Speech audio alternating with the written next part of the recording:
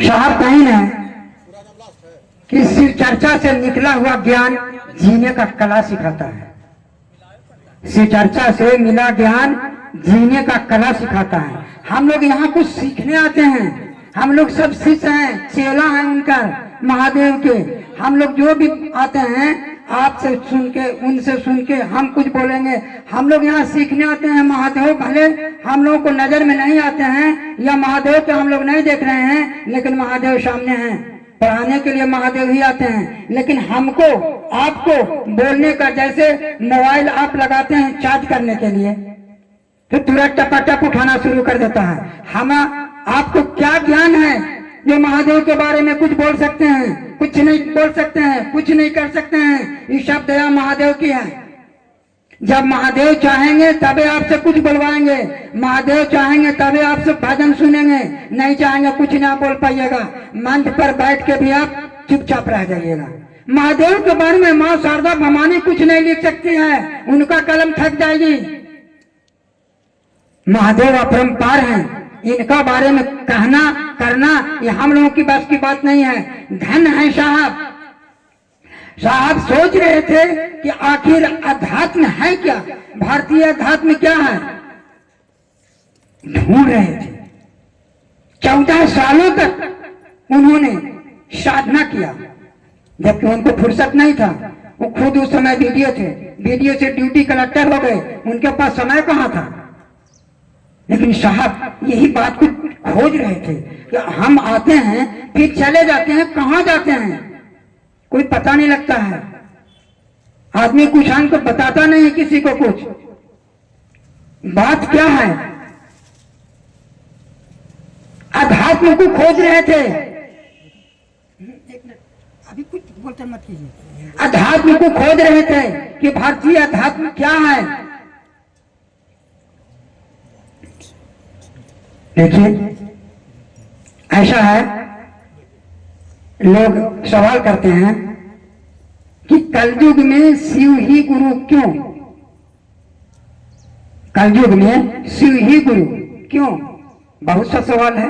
एक और है, कलयुग में लोग तप जाप करके कुछ नहीं पाता है, लेकिन शिव शिष्य लोग गप करके पा लेते हैं। क्यों? सीखने की बात है ना। तप जाप करके जो आप नहीं पाइएगा, नहीं पा सकिएगा, वो गप करके पा लीजिएगा। कितना आसान है साहब। हम लोग को क्या दिए हैं? 3 सूत्र। पहला में दया मांगना है, दूसरा में चर्चा करना है, और तीसरा में नमः शिवाय महामंत्र से अपने गुरु को प्रणाम किया जा सकता है। अब आप देख लीजिए, सवाल था कि कलयुग में जो तप और जाप से नहीं मिलता है, उस शिव शिष्य परिवार गप करके पा लेते हैं। देखिए जो सवाल था इसका जवाब दे रहे हैं। आप यहाँ आते हैं, हम हैं, आप हैं, कोई भी है, सब उतना पढ़े लिखे नहीं हैं, विद्वान नहीं हैं। महादेव की बात सुनते हैं आपके मुखरबिंद से, हमारा मुखरबिंद से, किसी और भैया दीदी के मुखरबिंद से, उससे ज्ञान होता है। और ये ज्ञान कौन देते हैं? महादेव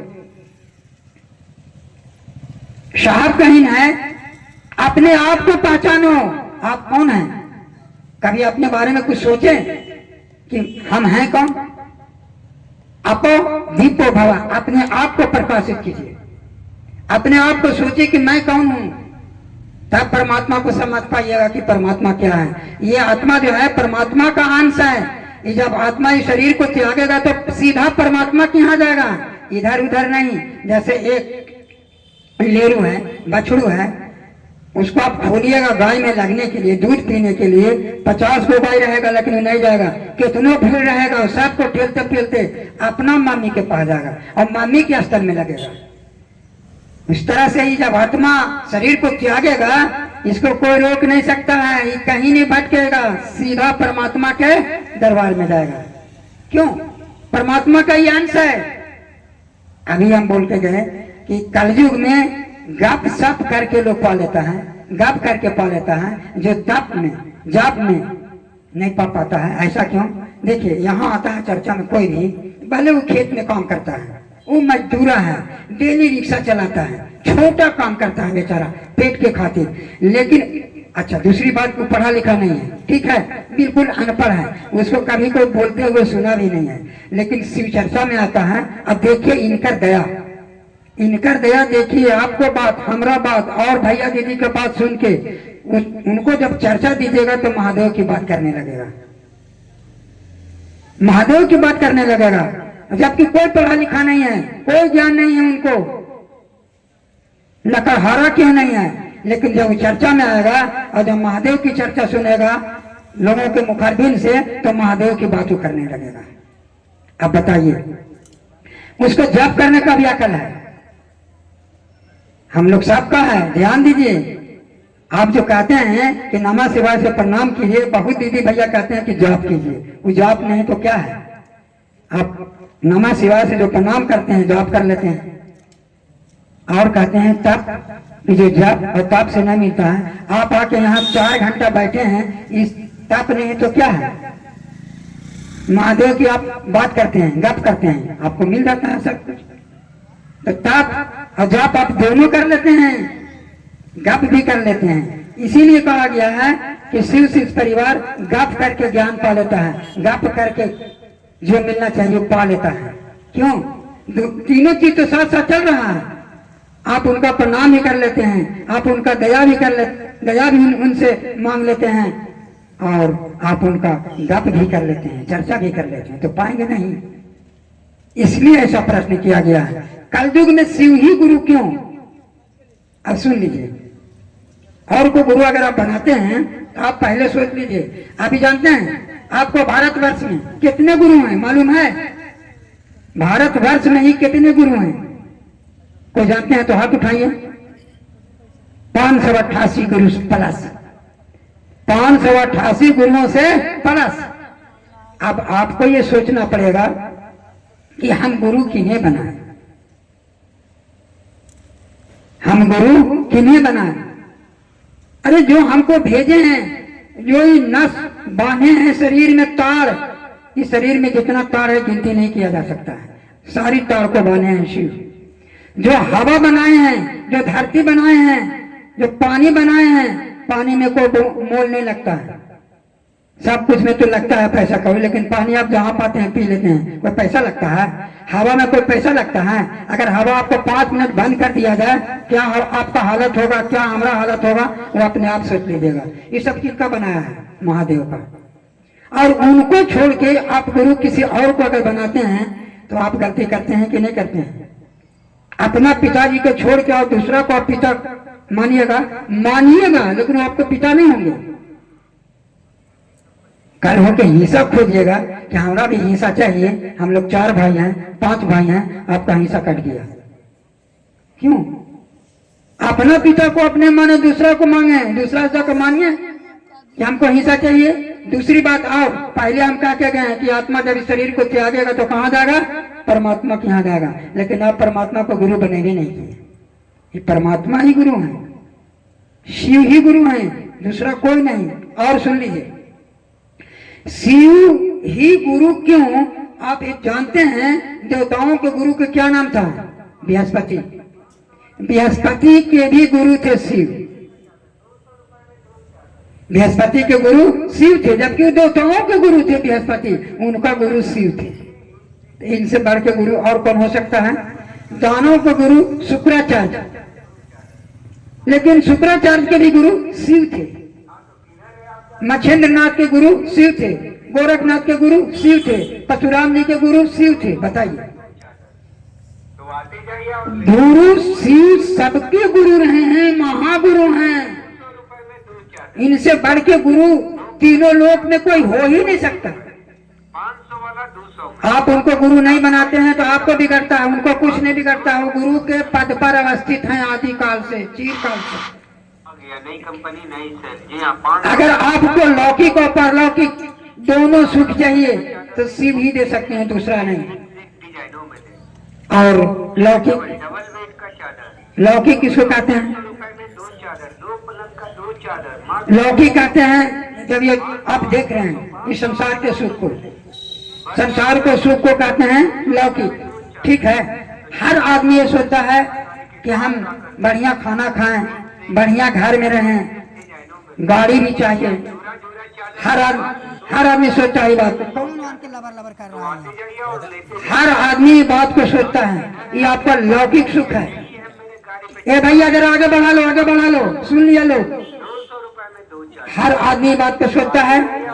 अच्छा देखिए, सब आदमी को लौकिक सुख चाहिए, लेकिन जब ये आत्मा शरीर को त्याग देता है, आप जहाँ जाते हैं कोई नहीं देखता है, वहाँ आपका सुख मिलता है तो दुख मिलता है, वो तो खराब ही समझते हैं, और वो भी आपको सुख चाहिए। और ये दोनों सुख कौन देंगे? महादेव देंगे। अगर आप किसी और को गुरु बनाते हैं तो आप जानिए, आपका काम जाने। हम आपको उदाहरण देकर के बताए कि महादेव को जो भी गुरु बनाए वो पहले भी महान हो गए थे, लेकिन वो किन्हीं को बताए नहीं थे कि महादेव गुरु भी हैं। धन है साहब हरिंदरानंद भैया, किस कलयुग में भी हम लोगों को बताएं कि शिव गुरु हैं, शिव को गुरु बनाया जा सकता है। 3 सूत्र दिए, दया मांगिए, चर्चा कीजिए और नमः शिवाय से अपने गुरु को प्रणाम कीजिए। ये कौन दिए? महादेव दिए थे साहब को, साहब दिए हम लोगों के बीच में। साहब अकेला अपना सुख के लिए नहीं साधना कर रहे थे, ये सारी जगत के लोगों को सुख के लिए साहब इस बात को सोचते थे। साहब कहें कि सारी जगत के लोग शिव को गुरु बना ले, कल्याण हो जाएगा। एक को दीदी नीलमानंद भी कही थी कि पत्ते पत्ते को मैं शिव शिष्य बना दूंगी। दीदी नीलमानंद कही थी कि मैं पत्ते पत्ते को शिव शिष्य बना दूंगी। साहब आज हम लोग के पास उतना टाइम नहीं है, लेकिन साहब पैदल चल के झारखंड के जंगलों में और घर घर जाकर लोगों को समझाते थे कि शिव शिष्य बन जाइए, 3 सूत्र कीजिए। साहब बहुत बड़ा काम किए हैं। धन है साहब जो हम लोगों को इस कलयुग में उद्धार होने का आधार दे करके गए। साहब कहें कि आप तप नहीं कर पाइएगा, साहब कहें कि आप तप नहीं कर पाइएगा, आपको इतना ज्ञान नहीं है कि आप महादेव को खुश कर पाइएगा। तब आपको क्या करना है? उनसे दया मांगना है। हे शिव गुरु, आप मेरे गुरु हैं, मेरे, वो तो जगत के गुरु हैं, लेकिन जैसे आप कहते हैं कि हे शिव गुरु आप मेरे गुरु हैं, वैसा ही उनका नजर आपके ओर आ जाता है। जैसे आप बटन को वहां दाबते हैं बॉल जलाने के लिए, जैसे बटन दबता है बॉल जल जाता है, पावर आ जाता है। उस तरह से जैसे आप कहते हैं कि हे शिव गुरु आप मेरे गुरु हैं, मैं आपका शिष्य हूँ या शिष्या हूँ, मुझ पर दया कर दीजिए, उनका नजर आपके ओर आ जाएगा। क्योंकि शिव कहने का मतलब कल्याणकारी देवता, इनका से दयालु करुणा निधान है ये, इनसे ज्यादा दया करने वाला कोई हो ही नहीं सकता। ये दया के अवतार हैं।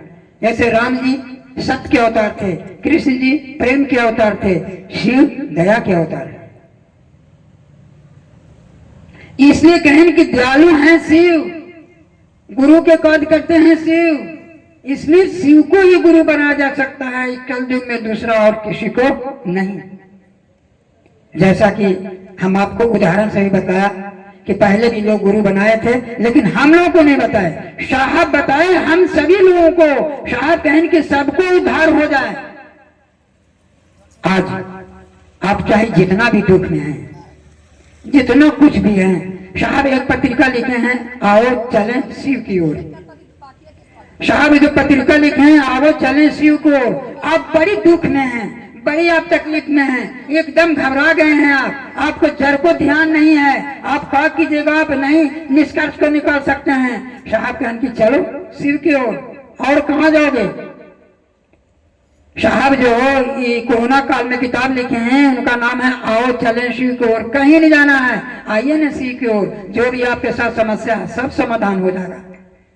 साहब जो हम लोगों को दे के गए हैं उस चीज को करना है, वो 3 सूत्र को करना है। ये नहीं सोचना है कि हम स्नान नहीं किए हैं, हम प्रसाद नहीं लिए हैं, अगर बट कुछ नहीं, सब कुछ नहीं जरूरी है। आप जहाँ हैं, जिस अवस्था में हैं, आप उनसे दया मांग सकते हैं। हे शिव गुरु आप मेरे गुरु हैं, मैं आपका शिष्य हूँ या शिष्या हूँ, मुझ पर दया कर दीजिए। मन ही मन कम से कम 5 बार।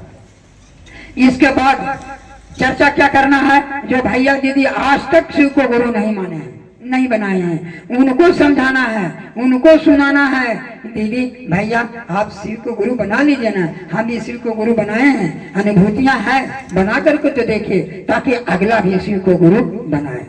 यही है गुरु आदेशिक कार्य, यही है गुरु आदेशिक कार्य। यही आपको कार्य करना है, यही आपको कार्य करना है और ये कार्य बहुत जरूरी है।